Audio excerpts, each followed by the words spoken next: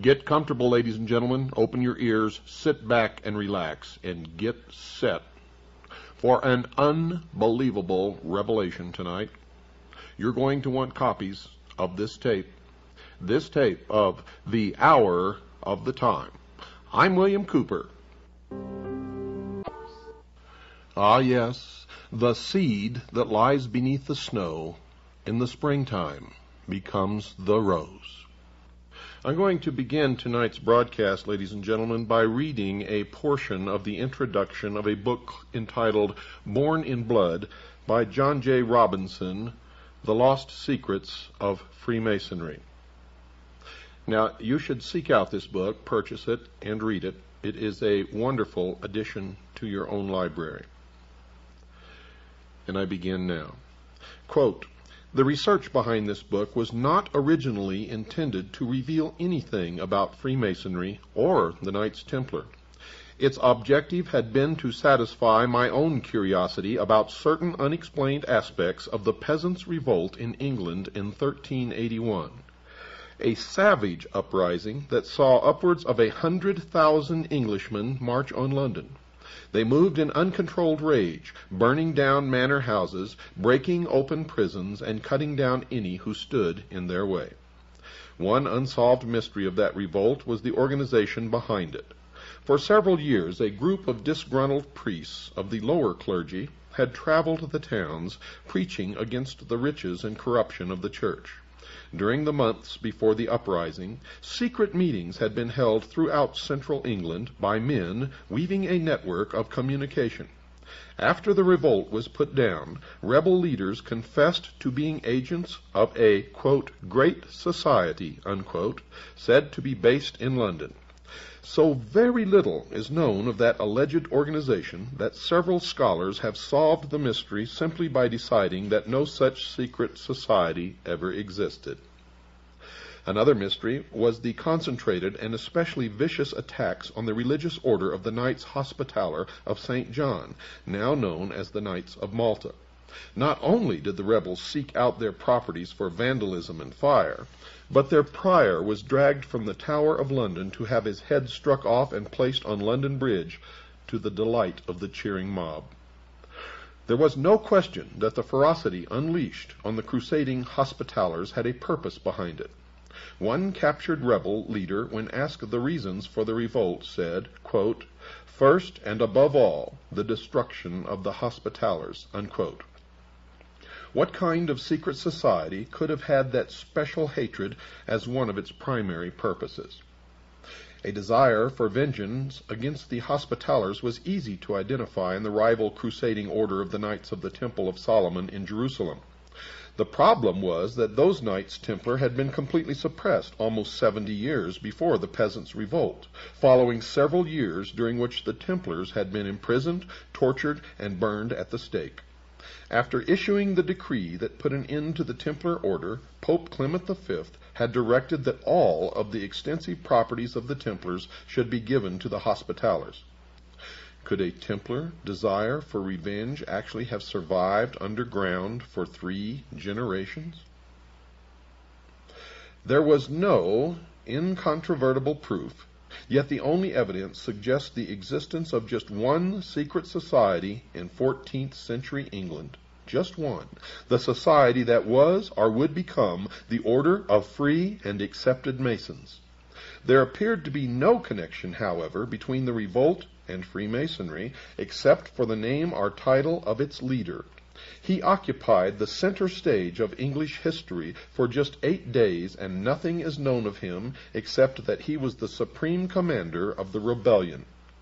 He was called Walter the Tyler, and it seemed at first to be mere coincidence that he bore the title of the enforcement officer of the Masonic Lodge. In Freemasonry, the Tyler, who must be a master mason, is the sentry, the sergeant-at-arms, and the officer who screens the credentials of visitors who seek entrance to the lodge. In remembrance of an earlier, more dangerous time, his post is just outside the door of the lodge room, where he stands with a drawn sword in his hand even to this day. I was aware that there had been many attempts in the past to link the Freemasons with the Knights Templar, but never with success. The fragile evidence advanced by proponents of that connection had never held up, sometimes because it was based on wild speculation, and at least once because it had been based on a deliberate forgery. But despite the failures to establish that link, it just will not go away, and the time-shrouded belief in some relationship between the two orders remains as one of the more durable legends of Freemasonry. That is entirely appropriate, because all of the various theories of the origins of Freemasonry are legendary. Not one of them is supported by any universally accepted evidence. Here I break from reading from the introduction of the book and interject a comment here. There was never any universally accepted evidence until you hear what you're going to hear tonight, produced by John Galt, an agent of the Citizens Agency for Joint Intelligence. The connection, dear listeners, is in the genealogy of the families of the elite. You are going to be amazed, and now I continue from the introduction to Born in Blood. I was not about to travel down that time-worn trail, and decided to concentrate my efforts on digging deeper into the history of the Knights Templar, to see if there was any link between the suppressed knights and the secret society behind the Peasants' Revolt. In doing so, I thought that I would be leaving Freemasonry far behind, and I couldn't have been more mistaken. Like anyone curious about medieval history, I had developed an interest in the Crusades, and perhaps more than just an interest. Those holy wars hold an appeal that is frequently as romantic as it is historical, and in my travels I had tried to drink in the atmosphere of the narrow defiles in the mountains of Lebanon through which Crusader armies had passed, and had sat staring at the castle ruins around Sidon and Tyre, trying to hear the clashing sounds of attack and defense. I had marveled at the walls of Constantinople, and had strolled the arsenal of Venice, where Crusader fleets were assembled. I had sat in the round church of the Knights Templar in London, trying to imagine the ceremony of its consecration by the Patriarch of Jerusalem in 1185, more than 300 years before Columbus set sail west to the Indies. The Templar Order was founded in Jerusalem in 1118 in the aftermath of the First Crusade. Its name came from the location of its first headquarters on the site of the ancient Temple of Solomon. Helping to fulfill a desperate need for a standing army in the Holy Land, the Knights of the Temple soon grew in numbers, in wealth, and in political power. They also grew in arrogance, and their Grand Master de Radfort was a key figure in the mistakes that led to the fall of Jerusalem in 1187. The Latin Christians managed to hold on to a narrow strip of territory along the coast, where the Templars were among the largest owners of the land and the fortifications. Finally, the enthusiasm for sending men and money to the Holy Land waned among the European kingdoms, which were preoccupied with their own wars against each other. By 1296, the Egyptian Sultan was able to push the resident Crusaders along with the military orders into the sea.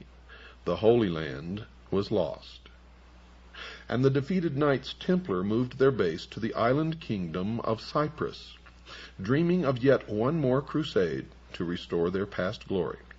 As the Templars planned a new crusade against the infidel, King Philip IV of France was planning his own private crusade against the Templars. He longed to be rid of his massive debts to the Templar order, which had used its wealth to establish a major international banking operation. Philip wanted the Templar treasure to finance his continental wars against Edward I of England. After 2 decades of fighting, England on one side and the Holy Roman Church on the other, 2 unrelated events gave Philip of France the opportunity he needed. Edward I died, and his deplorably weak son took the throne of England as Edward II. On the other front, Philip was able to get his own man on the throne of Peter as Pope Clement V. When word arrived on Cyprus that the new pope would mount a crusade, the Knights Templar thought that their time of restoration to glory was at hand. Summoned to France, their aging Grand Master, Jacques de Molay, went armed with elaborate plans for the rescue of Jerusalem. In Paris, he was humored and honored until the fatal day. At dawn, on Friday, the 13th of October, in the year 1307, every Templar in France was arrested and put in chains on Philip's orders. Their hideous torture for confessions of heresy began immediately. When the Pope's orders to arrest the Templars arrived at the English court, young Edward II took no action at all. He protested to the pontiff that the Templars were innocent. Only after the Pope issued a formal bull on November the 22nd in the year 1307 was the English king forced to act. In January, in the year 1308, Edward finally issued orders for the arrest of the Knights Templar in England, but the 3 months of warning had been put to good use. Many of the Templars had gone underground, while some of those arrested managed to escape. Their treasure, their jeweled reliquaries, even the bulk of their records, had totally disappeared. In Scotland, the papal order was not even published. Under those conditions, England, and especially Scotland, became targeted havens for fugitive Templars from continental Europe, and the efficiency of their concealment spoke to some assistance from outside, or from each other. The English throne passed from Edward II to Edward III, who bequeathed the crown to his 10-year-old grandson, who, as Richard II watched from the Tower as the peasants' revolt exploded throughout the city of London.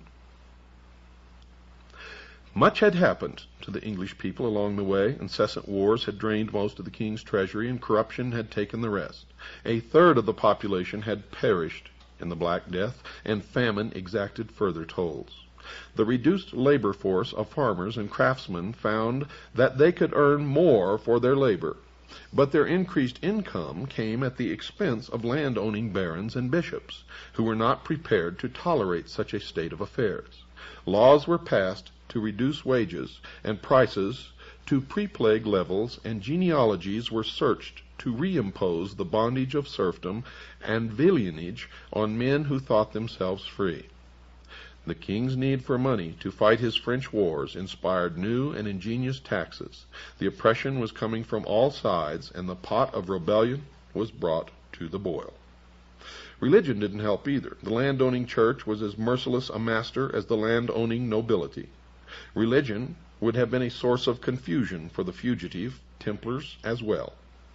They were a religious body of warrior monks who owed allegiance to no man on earth except the Holy Father, according to the Holy Father, but according to the Templars in secret, their allegiance was only to themselves. When their Pope turned on them, chained them, beat them, he broke their link with God.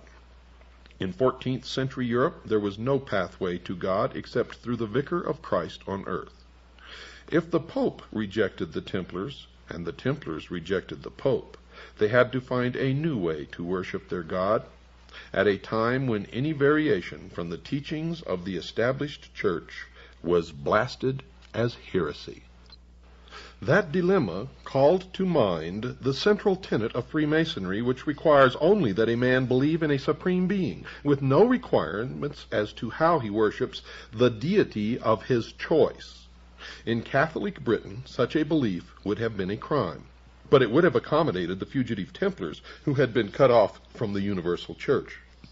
In consideration of the extreme punishment for heresy, such an independent belief also made sense of one of the more mysterious of Freemasonry's old charges, the ancient rules that still govern the conduct of the fraternity.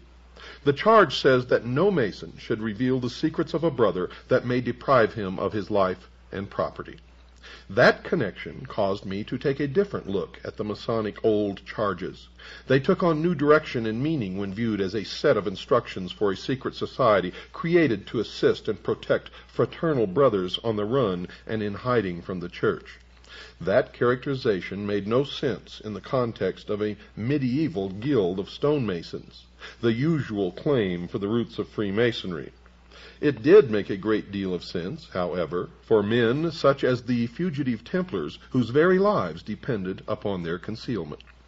Nor would there have been any problem in finding new recruits over the years ahead. There were to be plenty of protesters and dissidents against the church among future generations. The rebels of the peasants' revolt proved that when they attacked abbeys and monasteries, and when they cut the head off the Archbishop of Canterbury, the leading Catholic prelate in England. The fugitive Templars would have needed a code such as the old charges of Masonry, but the working stonemason clearly did not.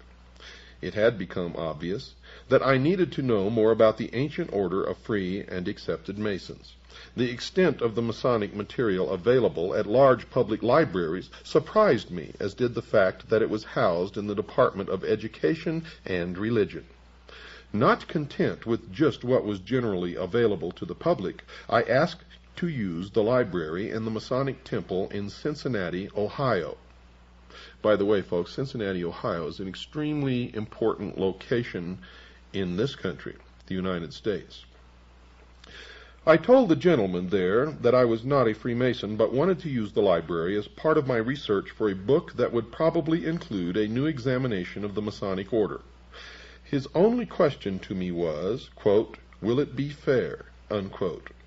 I assured him that I had no desire or intention to be anything other than fair, to which he replied, quote, "Good enough," unquote.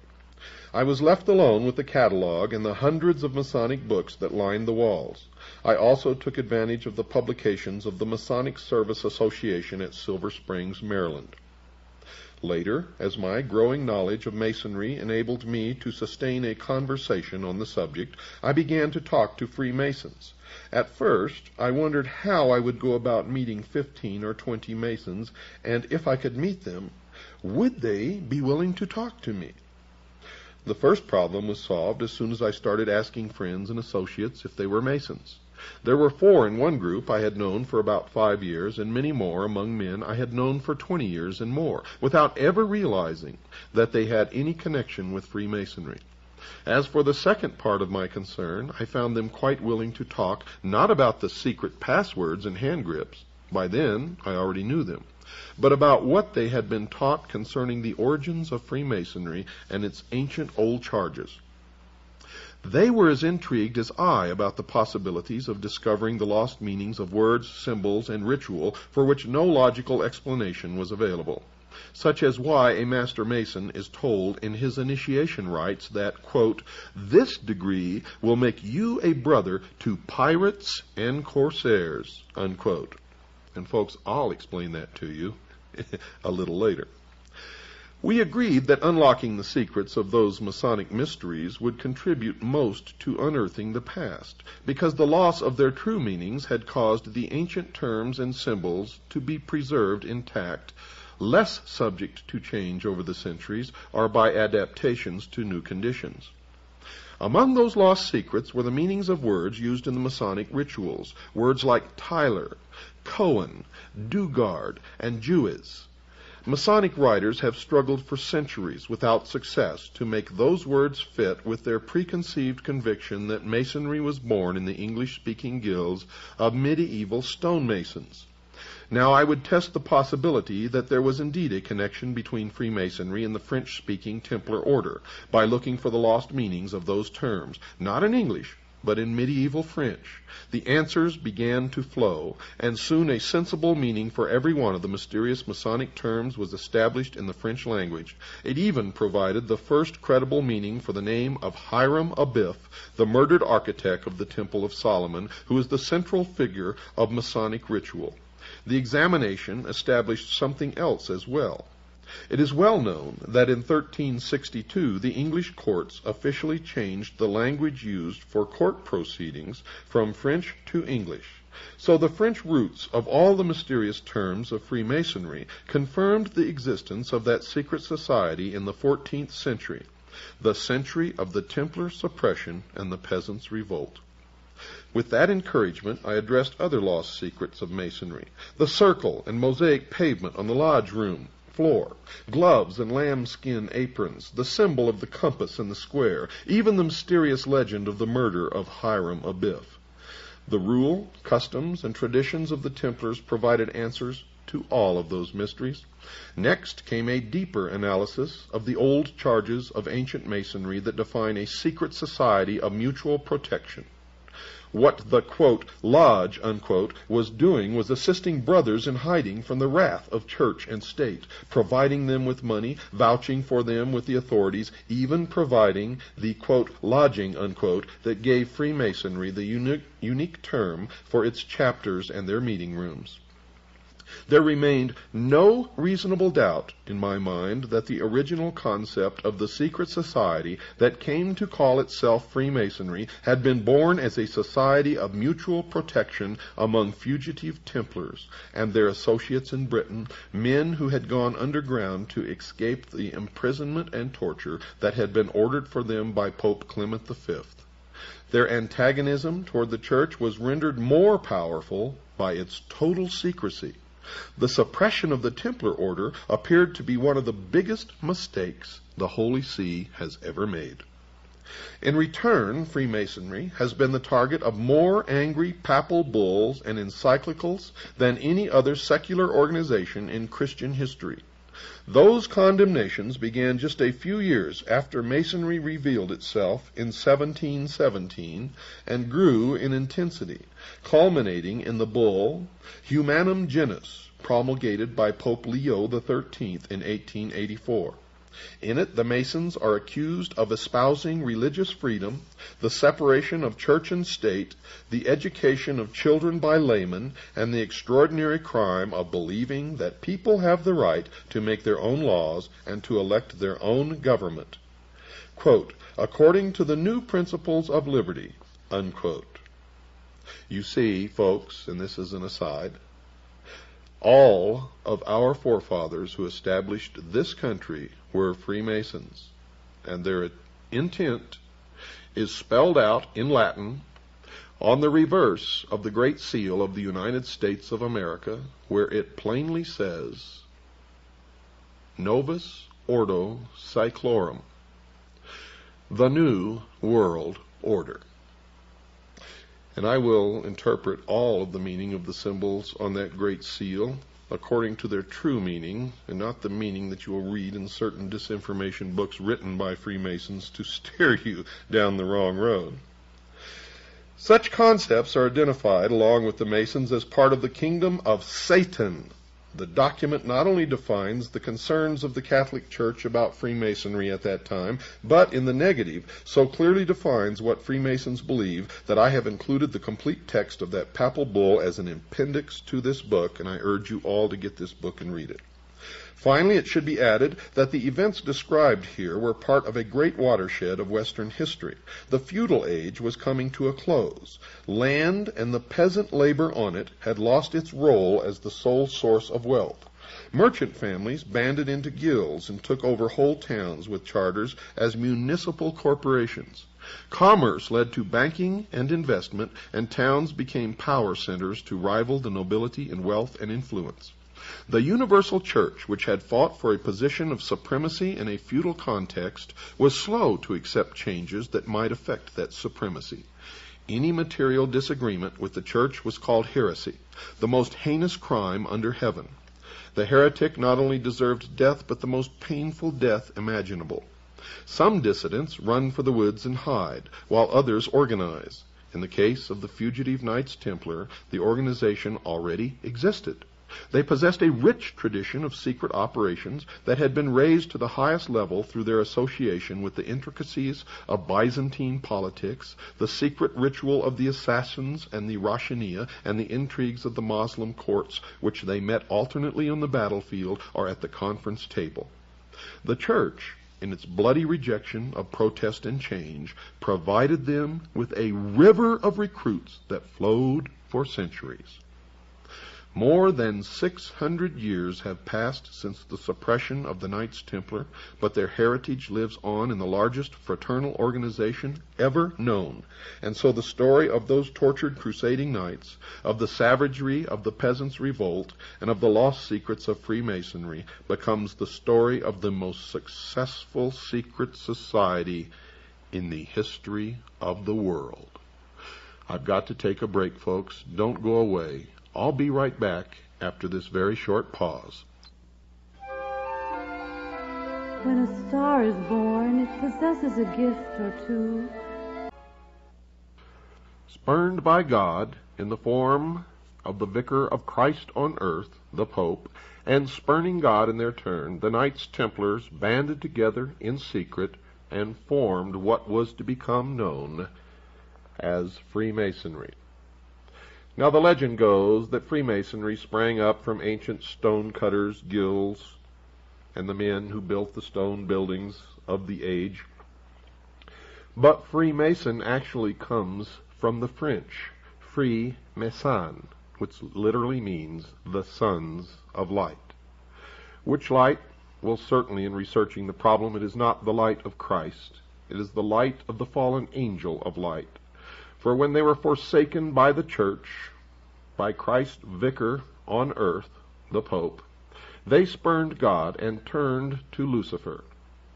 They held to the Luciferian philosophy that the gift of intellect by Lucifer through his agent Satan would in its turn make man God.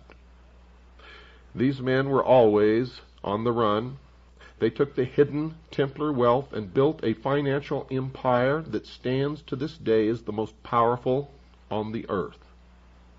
Jews who had traditionally been persecuted throughout Europe flocked to the hidden temple. For there they could believe as they wished and worship whatever God they wished, for all were welcome. Many of the Templars running to ground flocked to England and to Scotland, where they fought for Robert the Bruce, who was engaged in an intense battle with the King of England. Now, let me regress just a little bit. King William the Lion, who was born in 1165 and died in 1214, had a daughter, Isabel of Scotland. Well, Isabel married a certain Robert Rose. Robert Rose was a Knight Templar who was heavily involved in the first efforts and was very successful at international banking. Plus, he established the first overt and covert international intelligence gathering organization, which all subsequent intelligence organizations have been based upon since. His son, Sir William Roos, and his daughter Lucy Roos figure prominently in the story to follow. Lucy married Sir Robert Plumpton. They sired two children, Sir William Plumpton and Alice Plumpton. During this period of time, this family, as the Knights Templar were going to ground, and the male progeny of this family always followed their father's footsteps and entered into the order. They established in secret the Scottish Rite of Freemasonry, and may have had a significant role in the establishment, for intelligence reasons, of the order known as the Ancient Order of the Rose and Cross. Now, Alice Plumpton married Sir John Boteler. They gave birth to a daughter, Alice Boteler, who then married John Gerard, who had a child, Constance, who married Sir Alex Standish. The following children issued from that marriage: Ralph Standish, Sir Alex Standish, Roger Standish, and Alice Standish, who then married James Prescott. The children of this marriage were Roger Prescott, Ralph Prescott, John Prescott, and Captain Jonathan Prescott. Jonathan Prescott married Rebecca Buckley. They had 2 children, Abel Prescott and Lucy Prescott, and Lucy married Jonathan Fay. They sired 3 children, Samuel Prescott Phillips Fay, Samuel Howard Fay, and Harriet Eleanor Fay. Harriet married Reverend James Smith Bush, son of merchant Obadiah Bush. Their son, Samuel Prescott Bush, became the president of Buckeye Steel Castings Company of Ohio, a pioneer family of Franklin, Ohio, between Dayton and Cincinnati, and was one of the members of the Golden Circle and Order of the Quest, also known as the Jason Society, which gave issue to most of the political elite of the United States of America, who are, by the way, all, and I mean all without exception, related to each other. Now, Samuel Prescott Bush married, and his son Prescott Bush became a U.S. Senator from Connecticut, the director of Prudential Insurance, the director of CBS, a partner in Brown Brother Harriman, chairman National Republican Finance Committee, funds placed in Merrill Lynch accounts in Switzerland under the guidance of Donald Reagan.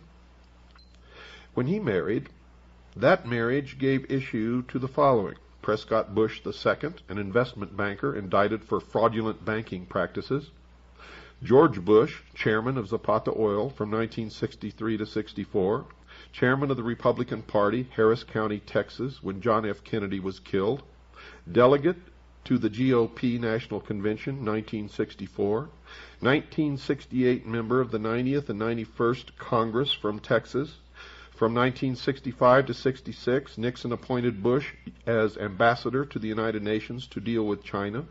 He was the director of the Central Intelligence Agency, chairman of the National GOP Party, vice president of the United States of America, and president of the United States of America.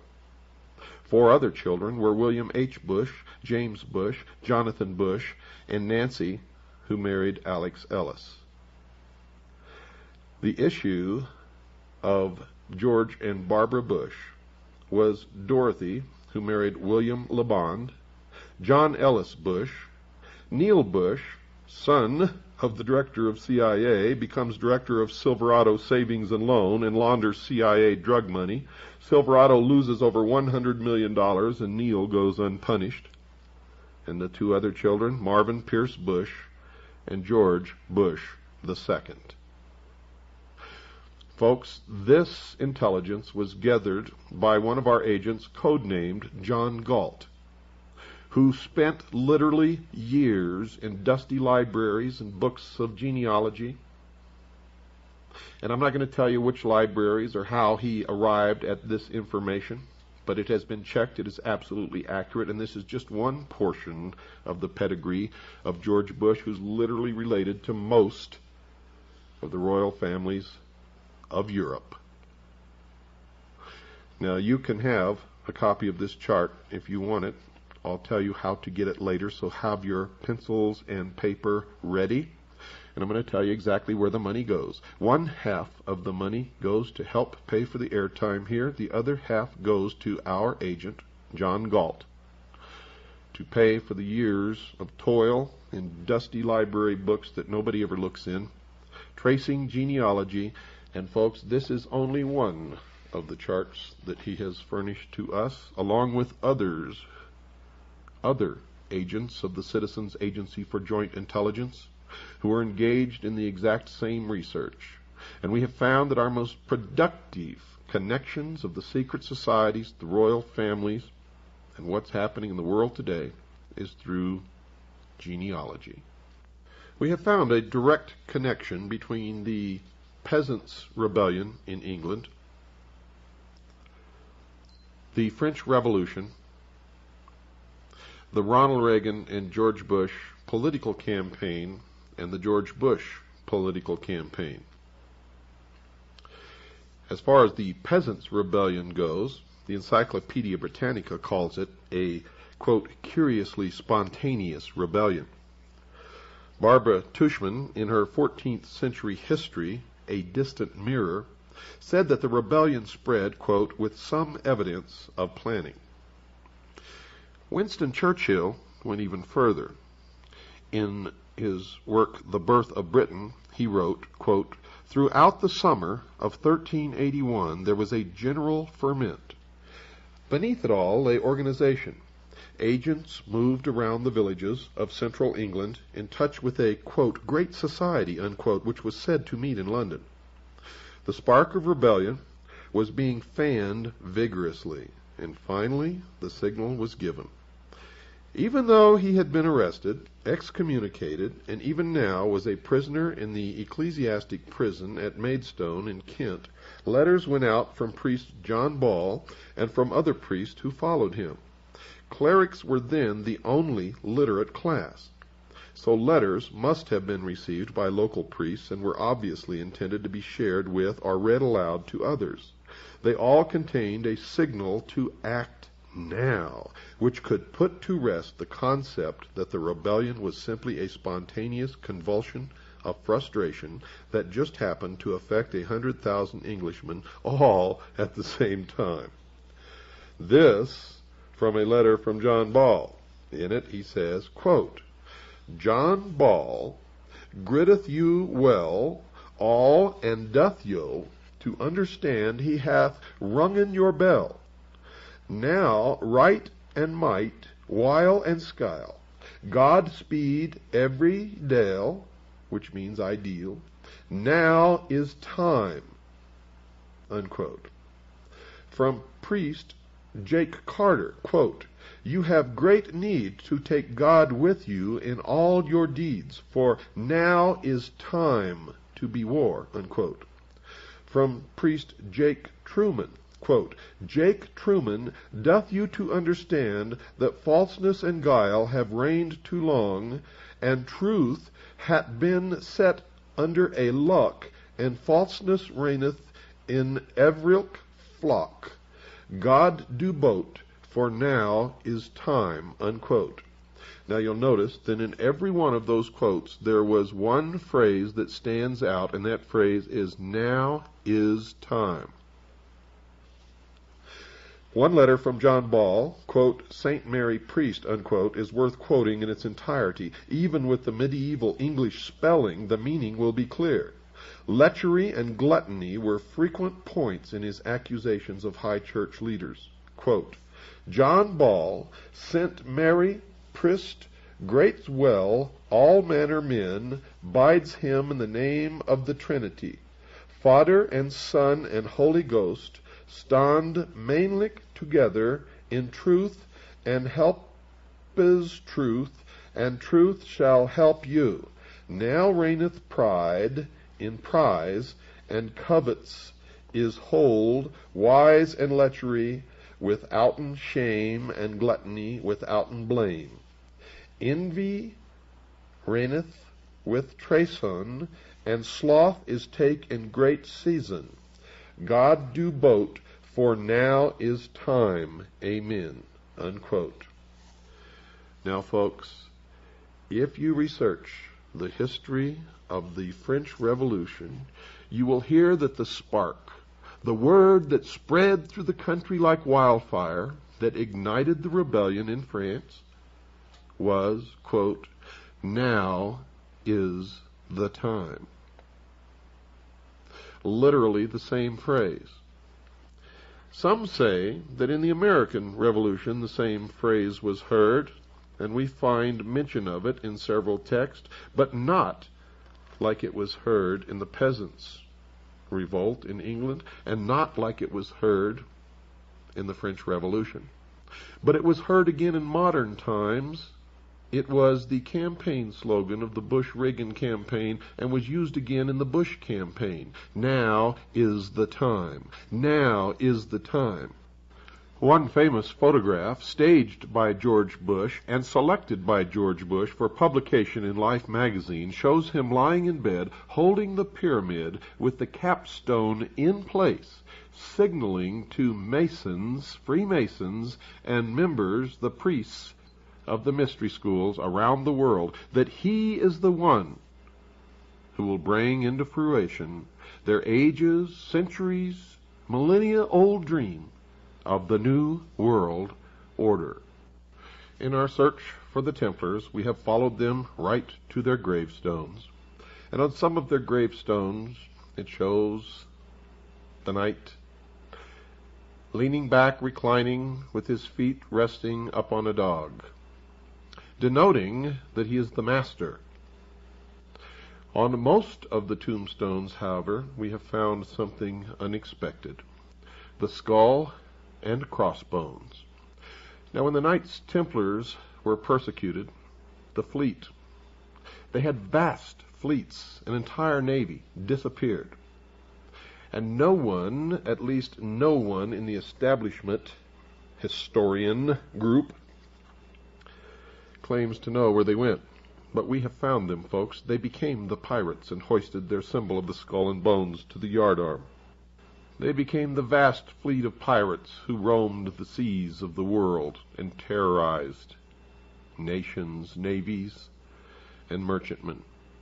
And thus arose, from the initiation rites of the Templars, the initiatory rites of crossing the equator, the international date line, and others, and accounts for the brotherhood amongst the pirates of the world, even to establishing seaports that they owned and operated and where they could always find safety. Those on the land established what they called the Brotherhood of Death. Chapters were formed throughout the world. George Bush was initiated in the crypt, or what is known as the tomb, at Yale, into the Brotherhood of Death, also known as the Russell Trust, also known as the Skull and Bones. The research of many people have revealed what the interior of the crypt, or what is known as the tomb, at Yale, the fraternity house of the Bonesmen, contains. And Anthony C. Sutton, in his monumental work, America's Secret Establishment, all about the skull and bones, and one other who wrote a magazine article and published it, revealed the initiation ceremony, revealed that swastikas were found inside the tomb, revealed that the altar is a pile of bones, and that the secret ceremony that George Bush underwent during his initiation was thus. On the day of his initiation, George Bush was conducted through a long, dark passage into an immense hall draped with black. He was able to see by the faint light of sepulchral lamps corpses in their shrouds. The altar, built of human skeletons, stood in the center. Ghostly forms moved through the hall, leaving behind them a foul odor. At length 2 men dressed as specters appeared and tied a pink band of ribbon smeared with blood around his forehead. Upon this was an image of the Lady of Loretto. A crucifix was placed in his hand, and an amulet hung around his neck. His clothes were removed and laid upon a funeral pyre in a fireplace, while upon his body crosses were smeared in blood. Then his pedunta were tied with string, that's his genitals. Now 5 horrid and frightening figures, blood-stained and mumbling, approached him and threw themselves down in prayer. After an hour, sounds of weeping were heard. The funeral pyre started to burn, and his clothes were consumed. From the flames of this fire a huge and almost transparent form arose, while the 5 prostrate figures went into terrible convulsions. Now came the voice of an invisible hierophant, booming from somewhere below as George Bush lay in a coffin naked. The words were those of these oaths which the candidate had to repeat. Quote, "In the name of the crucified one, I swear to sever all bonds which unite me with mother, brothers, sisters, wife, relatives, friends, mistress, kings, superiors, benefactors, or any other man to whom I have promised faith, service, or obedience. I name the place in which I was born. Henceforth I live in another dimension, which I will not reach until I have renounced the evil globe which has been cursed by heaven. From now onwards I shall reveal to my new chief all that I have heard or found out, and I shall also seek out and observe things which might otherwise have escaped me. I honor the aqua tofana. It is a quick and essential medium of removing from the earth, through death or robbing them of their wits, of those who oppose truth, and those who try to take it from our hands. I shall avoid Spain, Naples, and all other accursed lands, and I shall avoid the temptation to betray what I now have heard.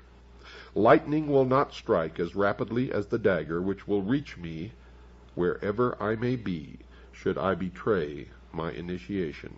Unquote. Now a candelabrum bearing 7 black candles is placed before the candidate, and also a bowl containing what is supposed to be human blood. He washes himself in the blood and drinks a quantity of it.